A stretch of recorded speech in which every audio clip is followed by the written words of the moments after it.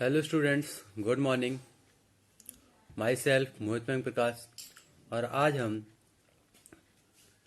BSc first year में zoology के first paper में सेकेंड यूनिट पढ़ रहे हैं, जिसमें हम फाइलम पोरीफेरा में साइकन स्पंज पढ़ रहे हैं। कल हमने उसकी फिजियोलॉजी में न्यूट्रिशन पढ़ा था और उसकी मूवमेंट पढ़ी थी। आज हम उसके रेस्पिरेशन, एक्सक्रीशन और नर्वस सिस्टम के बारे में एंड बिहेवियर के बारे में डिस्कशन करेंगे। तो आइए स्टार्ट करते हैं। Respiration in साइकन।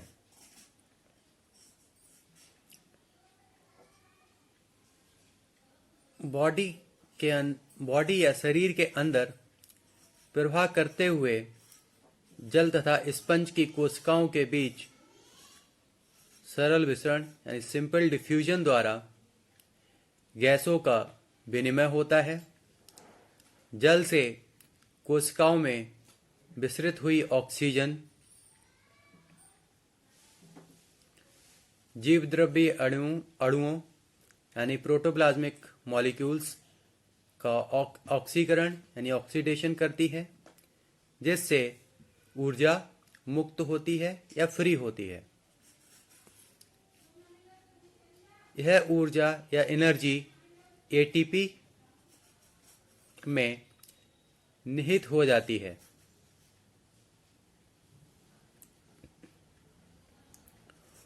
उपापचय करती हुई यानी कैटाबॉलिक रिएक्शन करती हुई कोशिकाओं या सेल्स को एटीपी से एनर्जी प्राप्त होती है।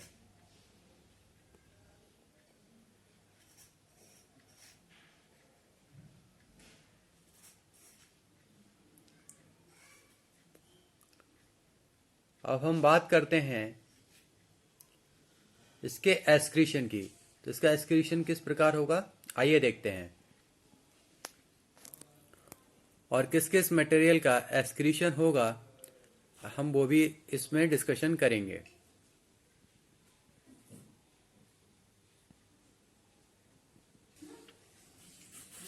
तो एक्सक्रीशन प्रोसेस या एक्सक्रीशन इन साइकन स्पंज। ठीक है, स्पंज में नाइट्रोजनी उपापचय यानी नाइट्रोजिनस कैटाबॉलिक उत्सर्जी पदार्थ यानी एक्सक्रीटरी मटेरियल्स अधिकतर मोस्टली अमोनिया होता है। इसे बाहर त्यागने के लिए इसके शरीर में कोई विशेष यानी स्पेसिफिक उत्सर्जी ऊतक यानी एक्सक्रीटरी टिश्यूज या अंग या ऑर्गन नहीं होता।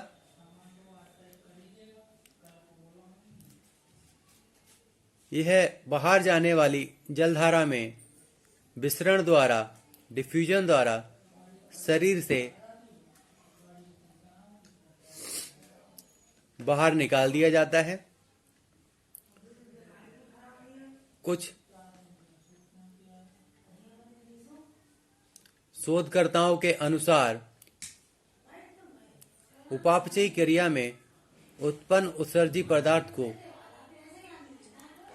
अम्यूओसाइट्स द्वारा ग्रहण कर लिया जाता है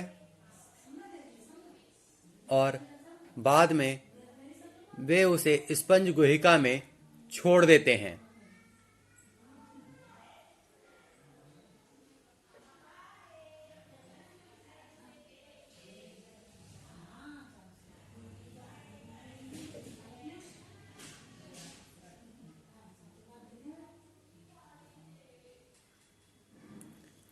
अब हम बात करते हैं इसके नर्वस सिस्टम एंड बिहेवियर की, यानी तंत्रिका तंत्र एवं व्यवहार।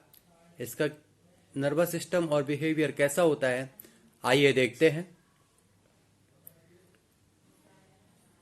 स्पंजों में तंत्रिकाओं यानी नर्व्स या संवेदी कोशिकाओं यानी सेंसिटिव सेल्स का अभाव होता है। इसलिए ये उद्दीपन यानी स्टिमुलस के प्रति संगठित रूप से प्रक्रिया करने में असमर्थ रहते हैं। इसके अलावा इसकी प्रत्येक कोशिका संवेदनशील होती है यानी sensitive. Each cell are very sensitive और सब कोशिकाएं यानी सब सेलुलर सेल्स अलग अलग क्रिया यानी रिएक्शंस करती हैं। तंत्रिका तंत्र के अभाव में संपूर्ण शरीर, पूरी बॉडी, होल बॉडी समन्वित क्रियाएं नहीं करता है। फिर भी ये कुछ उद्दीपनों के प्रति अनुक्रिया करते हैं यानी स्टिमुलस के प्रति रिस्पॉन्ड करते हैं। उदाहरणार्थ एग्जाम्पल के लिए जब इन्हें जल से बाहर लाया जाता है यानी वाटर से बाहर लाया जाता है या इनकी आसनकारी यानी फिल्टर फीडिंग वाटर करंट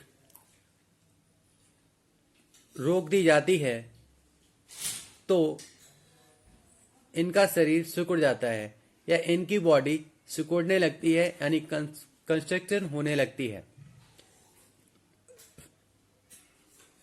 सभी ऑस्टिया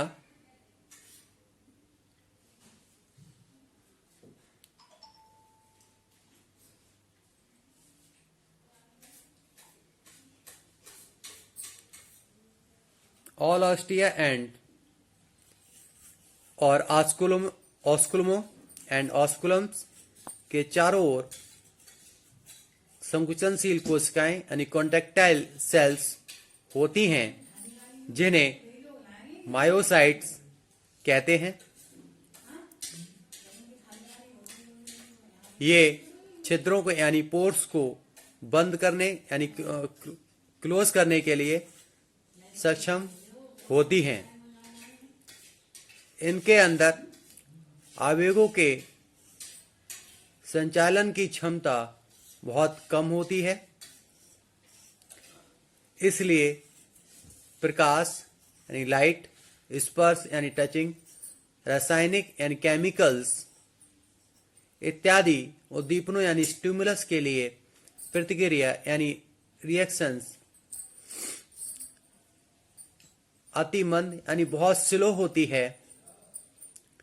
ऑस्कुलम पर संचालन क्षमता सबसे अधिक होती है।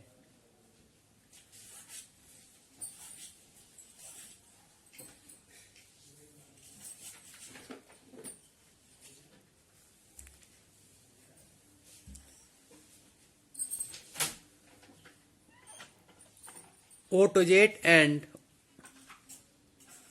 एम्पोवेंस डी सिकैटी ने क्रमशः 1953 और 1955 में बताया कि श्लेष कोशिकाओं यानी कोलेनसाइट्स का कार्य तंत्रिकी है। इनमें से कुछ कोशिकाएं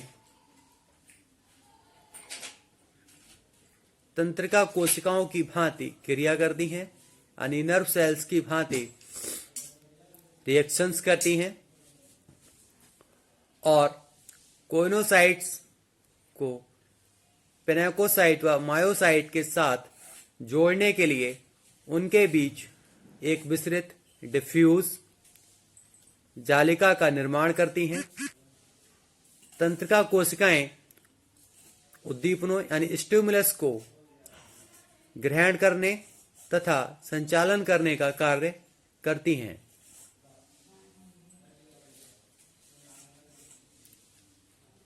तो आइए अब हम इसका डायग्राम देखते हैं जिसमें नर्वस सिस्टम और उसका बिहेवियर कैसे होता है।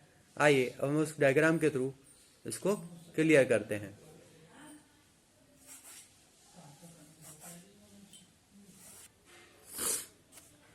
आइए देखिए, इसमें जो है ऑस्कुलम और ऑस्टियम, ये मायोसाइट सेल्स हैं ऑस्कुलम के चारों ओर। ठीक है, उससे जो अगली प्रोसेस है जो कनेक्ट है, ये न्यूरॉन्स एंड ये प्रोसेसेस, उससे जो कनेक्शन हो रहा है वो कोइनोसाइट सेल्स उसमें अंदर बंद है, और कोइनोसाइट सेल्स के अंदर रेडियल कैनाल,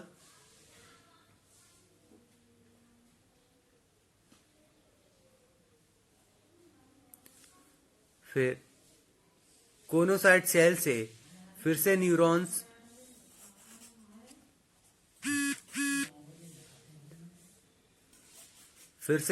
निकल रहे हैं, और न्यूरॉन्स से कनेक्शन जो हो रहा है वो पुनेकोसाइट सेल्स का हो रहा है, जो पुनेकोसाइट सेल्स की ये बॉडी सरफेस है। तो बच्चों, आप लोग इस डायग्राम को बनाइए।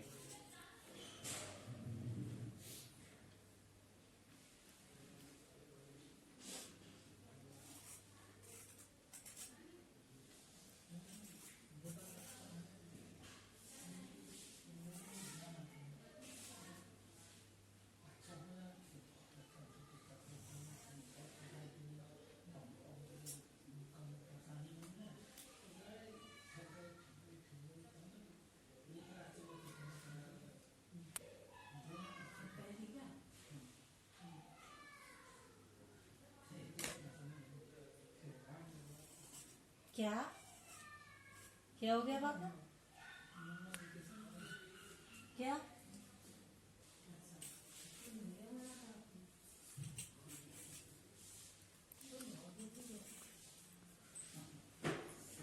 ये डायग्राम में स्पंज तंत्र का अवयवों को प्राप्त करने तथा प्रचलित करने की संभावित विधि का डायग्राम है। तो बच्चों, आज के लिए बस इतना ही। Thank you.